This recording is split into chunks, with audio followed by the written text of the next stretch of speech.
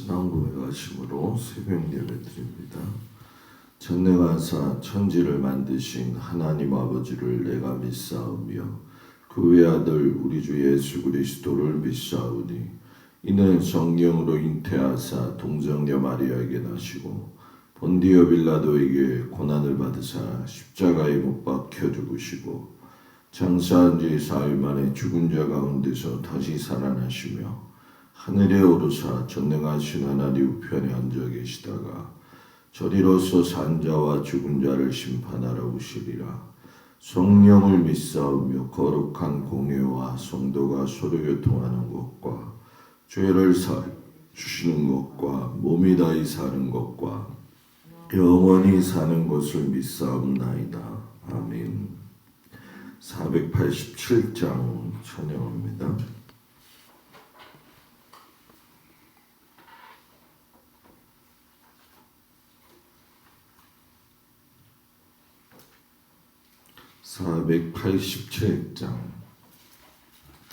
어둠 후에 빛이 오며 바람 부는 후에 잔잔하고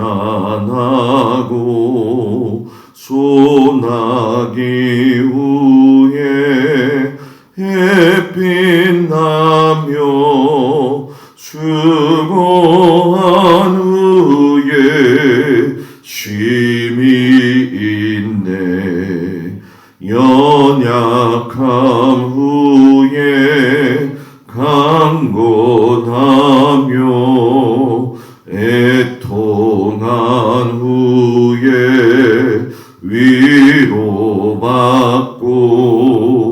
눈물 난 후에 웃음 있고 시프린 후에 주수하네. 괴로움 후에 평안 있고 슬퍼한 후에 기쁨 있고 멀어진 후에 가까우며 고독한 후에 친구 있네. 고생한 후에 기쁨 있고 십자가 후에 영광 있고 죽음 온 후에 영생하니 이러한 도가 진리로다. 아멘. 오늘 말씀은 시편 67편에서 72편까지 말씀입니다. 62편에서 72편 읽을 말씀은 71편 1절에서 14절까지 말씀. 71편 1절에서 14절까지 말씀을 다 같이 봉독합니다. 여호와여, 내가 주께 피하오니 내가 영원히 수치를 당하게 하지 마소서. 주의 의로 나를 건지시며 나를 풀어주시며 주의 귀를 내게 기울이사 나를 구원하소서. 주는 내가 항상 피하여 숨을 바위가 되소서. 주께서 나를 구원하라 명령하셨으니 이는 주께서 나의 반석이시요 나의 요새심이니이다. 나의 하나님이여, 나를 악인의 손 곧 불의한 자와 흉악한 자의 장중에서 피하게 하소서. 주 여호와여, 주는 나의 소망이시요 내가 어릴 때부터 신뢰한 이시라. 내가 모태에서부터 주를 의지하였으며 나의 어머니의 배에서부터 주께서 나를 택하셨사오니 나는 항상 주를 찬송하리이다. 나는 무리에게 이상한 징조같이 되었사오나 주는 나의 견고한 피난처시오니 주를 찬송함과 주께 영광 돌림이 종일토록 내 입에 가득하리이다. 늙을 때에 나를 버리지 마시며 내 힘이 쇠약할 때에 나를 떠나지 마소서. 내 원수들이 내게 대하여 말하며 내 영혼을 엿보는 자들이 서로 꾀하여 이르기를 하나님이 그를 버리셨은즉 따라잡으라 건질 자가 없다 하오니 하나님이여 나를 멀리하지 마소서. 나의 하나님이여 속히 나를 도우소서. 내 영혼을 대적하는 자들이 수치와 멸망을 당하게 하시며 나를 모해하려 하는 자들에게는 욕과 수욕이 덮이게 하소서. 나는 항상 소망을 품고 주를 더욱더욱 찬송하리이다. 아멘. 주님 앞에 나온 성도들을 주의 이름으로 축복을 드립니다. 오늘 말씀은 다윗과 솔로몬의 찬양 시가 되어지죠. 다윗이 구원의 복, 은혜의 복을 주시는 분은 하나님이시다라고 이야기하면서 복의 근원이 하나님에게서 시작이 되어진다 이렇게 이야기를 해요.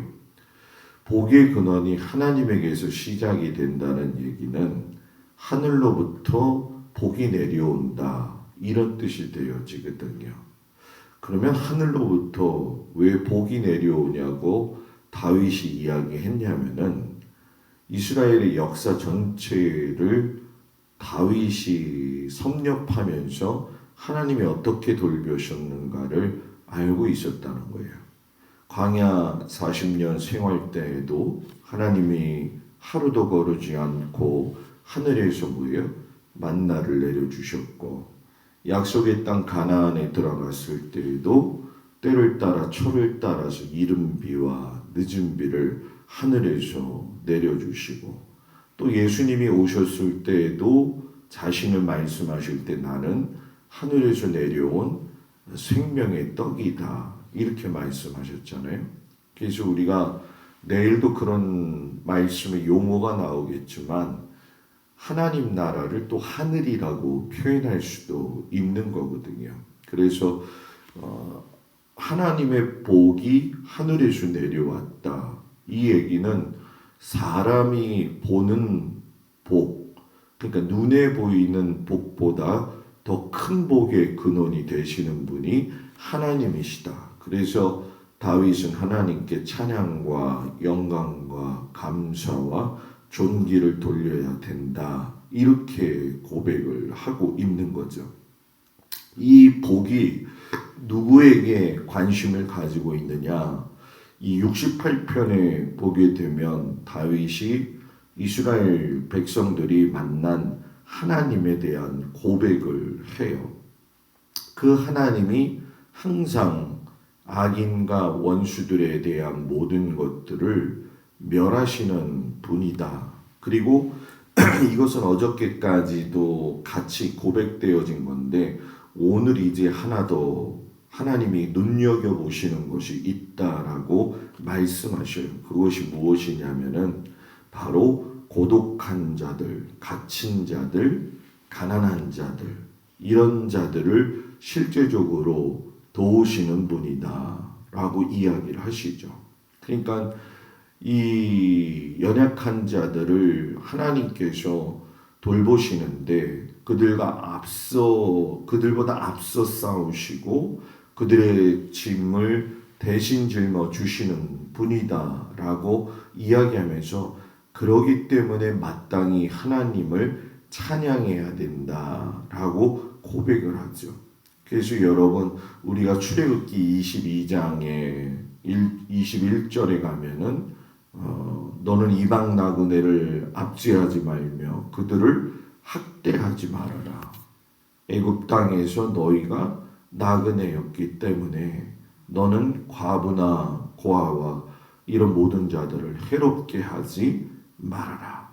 그들을 해롭게 하면 그들이 부르짖는 소리가 내 귀에 들릴 것이다. 이렇게 얘기를 하시죠. 그러니까 연약한 자들을 돌보라고 하는 것이 하나님의 마음이시라는 거죠. 그래서 강한 자는 여러분 누가 지켜주지 않아도 자기 자신을 지킬 수가 있지만 약한 자들은 법이 없으면은 자기들을 지키거나 보호받을 길이 없기 때문에 하나님이 직접 이 다윗의 찬양시에서 그들의 재판장이 되어 주시겠다. 그래서 68편 5절에 보면 그의 거룩한 처소에 계신 하나님은 고아의 아버지시며 가부의 재판장이시라 하면서 연약한 자를 돌보는 하나님으로 고백을 하죠. 우리의 삶도 그런 것 같아요. 우리가 하나님은 아니지만 내가 이스라엘 백성들처럼 유리할 때를 상황한다면 우리도 주변에 있는 사람들에 대한 태도나 이런 모습이 어떻게 살아야 될지를 말씀해 주시는 거죠. 그런데 살아보니까 세상이 만만치가 않아요. 그죠? 이렇게 남을 생각한다는 거, 어떨 때는 내 자신이 이거보다 더 못할 때도 있다라고 하는 걸 느낄 때도 있는 것이 우리 세상이죠. 그러나 다윗도 그걸 분명히 느꼈다고 고백을 하잖아요. 그런데도 불구하고 다윗은 늘 그 부분을 하나님 앞에 올렸다라고 하는 거죠. 그래서 이 시편 69편에 들어가게 되면 찬양시에서 탄원시로 또 바뀌게 되어지는데 이 탄원시 시편 69편은 예수님에 대한 빗대어서 이야기하는 예고의 말씀이기도 합니다. 특별히 이 자신이 하나님 앞에 기도할 적에 하나님이 그 기도의 소리를 들으시고 외면하지 않으신다라고 하는, 반드시 건져주실 것이라고 하는 믿음이 다윗의 그 믿음과 그 영혼에 깊이 자리 잡고 있었다는 거죠. 여러분 신앙생활에도 고집이 있고 열정이 있는 거거든요. 고집과 열정은 다른 거거든요. 고집은 말 그대로 자기 욕심, 자기 생각, 자아에 의해서 자기의 신앙을 유지해요. 그렇기 때문에 실상 이 고집적인 신앙은 성장하는 것처럼 보이지만 그렇지 않죠. 그런데 열정의 신앙은 다르다는 거죠. 자기 존재의 이유, 남을 사랑하는 이유, 관계의 이유도 그 열정에서 찾는다고 한다면 오늘 다윗이 이야기하고 있는 건 뭐냐? 그의 지혜와 용기는 그의 고집에서 나온 게 아니라 그의 열정에서 나왔다라는 거죠. 오늘 그 시편 69편 30절 31절에 보면은 이런 얘기를 해요. 내가 노래로 하나님의 이름을 찬송하며 감사함으로 하나님을 위대하시다 하리니 이것이 소 곧 뿔과 굽이 있는 황소를 드림보다 여호와를 더욱 기쁘게 함이 될 것임이라. 그러니까 자기는 하나님 앞에 예배 드리는 것보다 감사하며 사는 것이 더 중요하다는 거죠. 요즘 말로 쉽게 얘기하면 예배 수백 번 드려도 감사하지 않으면 소용이 없다. 이런 것과 같은 이야기죠. 하나님의 일을 할 때에는 이 다윗이 가지고 있는 열정이 필요해요. 이 열정을 어떻게 쏟아내느냐가 하나님 앞에서의 신앙의 자신의 현 주소가 되어지는 거죠. 하나님의 사람들은 자신의 마음에 가득한 하나님을 통해서 그 하나님을 향한 불붙는 열정이 생기게 되는 거죠. 근데 이스라엘 백성들은 이 열정적인 하나님에 대한 신앙은 고사하고 그들은 하나님의 말씀을 들으려 하지 않았다는 거죠. 그리고 주변에서 다윗을 힘들게 하고 죽이려고 했던 자들도 그들에게 열정이 아닌 고집을 가지고 비웃음과 조롱으로 다윗을 갖다가 여러분 어떻게 했어요? 어렵게 했다라는 거죠.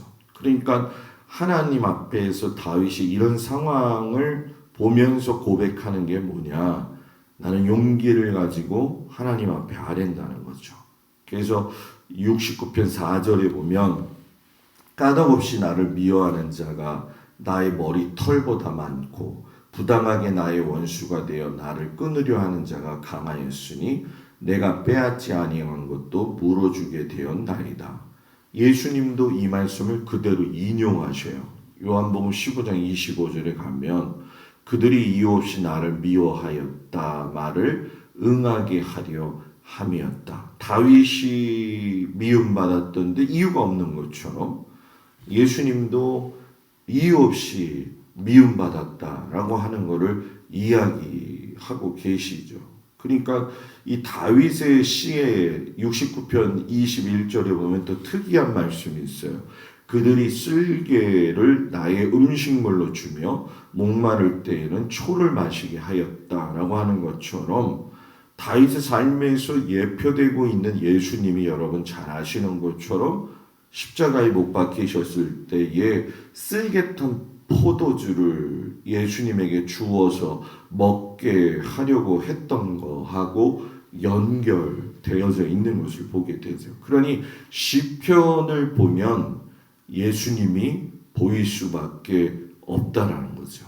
그래서 70편에서 다윗이 하나님 앞에 주를 찾는 모든 자, 그러니까 자신까지 포함해서 주를 찾는 모든 자를 도와주십시오. 그래서 1절 2절에 보면 하나님이여 나를 건지소서, 여호와여 나를 속히 도우소서, 나의 영혼을 찾는 자들이 수치와 무한을 당하게 하시며 나의 상함을 기뻐하는 자들이 뒤로 물러가 수모를 당하게 하소서. 그리고 5절에 가서 보니까 나는 가난하고 궁핍하오니 하나님이여 속히 내게 임하소서. 주는 나의 도움이시여 나를 건지시는 이시오니 여호와여 지체하지 마소서 하면서 내가 고통 가운데 있으니까 나의 기도를 외면하지 말아 주십시오 라고 더 이상 지체하지 마시고, 그러니까 다윗이 진짜 피눈물 나는 어려움 속에 있었구나. 이것이 우리가 생각하는 그 인간의 어떤 그 지식적 한계를 넘어선 그 어려움의 고통을 당하고 있었다는 거죠. 그럼에도 불구하고 그런 상황 속에서도 여전히 고통이 크면 클수록 의지하는 것도 더 커지더라는 거죠. 근데 우리는 반대가 되잖아요. 고통이 더 커지면 커질수록 믿음의 의심이 더 많이 들어가는데 이것은 그것이 아니라 완전히 반대되어진 모습으로 가더라는 거죠. 그래서 71편에 가면은 이 다윗이 오늘 읽은 말씀에 나와 있는 것처럼 내가 나이가 들고 늙었어도 하나님 나를 버려주지 마세요. 나를 버려주지 마세요.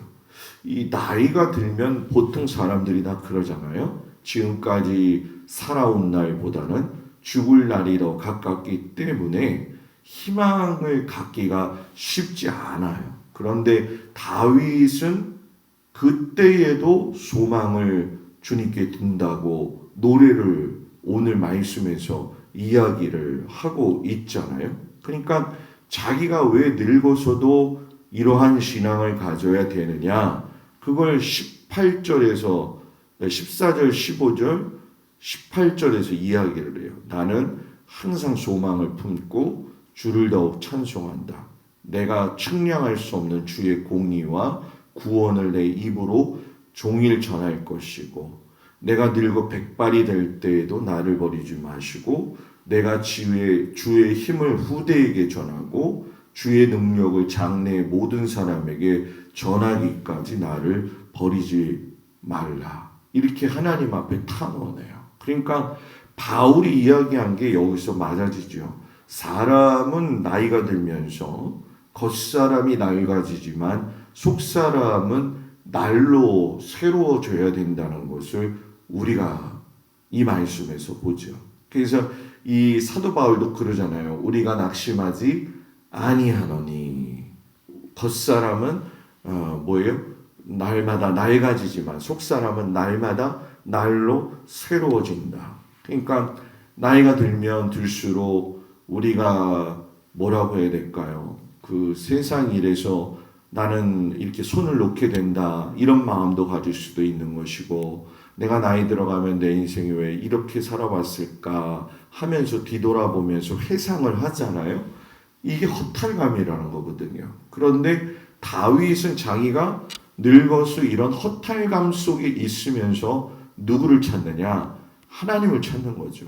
하나님, 내가 이렇게 백발이 됐지만 내가 그래도 이렇게 백발 속에 하나님 앞에 외치고 기도하는 건 나의 후대에게 나의 믿음을 이야기할 수 있고, 또 내가 나에 대한 이 외적인 변화에 대해서 낙심하는 것이 아니라 하나님의 관심이 변함이 없는 것처럼 나도 하나님을 향한 관심이 변하지 않게 해주십시오. 그래서 이사야서 46장 4절에 보면 너희가 노년에 이르기까지 내가 그리하겠고 백발이 되기까지 내가 너희를 품을 것이라. 내가 지었은즉 내가 업을 것이요 내가 품고 구하여 내리라.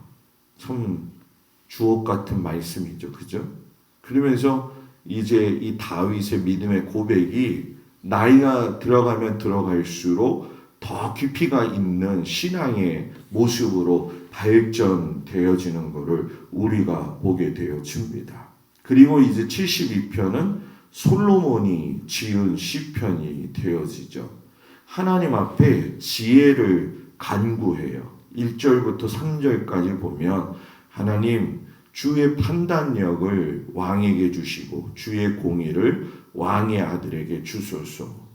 백성들을 공의로 재판하고 가난한 자를 정의롭게 재판하리니 산들이 백성에게 평강을 주며 작은 산들도 그리하리로다 하면서 이 솔로몬이 자기가 왕이 되면서 내가 왕이라고 하지만 이스라엘의 왕은 하나님이시고 나는 하나님의 대리자로서 살기 때문에 내 마음속에 하나님의 지혜와 총명과 정의로 공의로 가득 차게 해주십시오. 이렇게 고백을 하는 거죠. 그러니까 이 솔로몬을 보면서 느낄 수 있는 것이 하나님이 해주십시오. 하나님이 해주시면 내가 이 모든 나라를 잘 다스릴 수 있습니다. 그래서 4절에 가면 가난한 백성의 억울함을 풀어주고 궁핍한 자의 자손을 구원하며 압박하는 자를 내가 꺾을 것이다. 그렇게 이야기를 하잖아요. 그런데 여러분, 이게 누가 이야기한 거예요? 예수님이 말씀하신 거죠. 예수님이 누가복음 4장 18절 19절에 가면은 하나님이 자기를 이 땅에 기름 부어서 보내신 것은 포로된 자에게 자유를 주고 눈먼 자에게 다시 보게 하고 눌린 자를 자유롭게 하고 주의 은혜의 해를 전파하게 하려 함이라 했던 것처럼 솔로몬도 예수님이 오셔서 행하셔야 될 그 예표를 이 시편에서 보여주고 있다는 거죠. 그래서 이 시편이 단순히 성경의 어떤 첫 부분을 이해하는 데 있어서 보편적으로 읽기에 편하다 이렇게 이야기를 하지만 시편의 말씀의 핵심의 엑기스 내용을 보게 되면 다 예수님하고 연결이 돼 있어요. 그래서 시편은 다윗이나 솔로몬이나 아삽이나 고라나 단순히 그들이 외치는 찬양의 시가 아니라 거기서 예수님을 발견하고 예수님을 고백하는 찬양의 시가 되어지고 탄원의 시가 되어지죠. 그래서 시편을 즐겨보아야 될 이유가 무엇이냐 하면 다 예수님에 대한 고백이 들어있기 때문에 시편의 말씀이 굉장히 중요하다는 거죠. 사람이 살면서 고난과 고통은 죽는 순간까지 따라다닐 겁니다.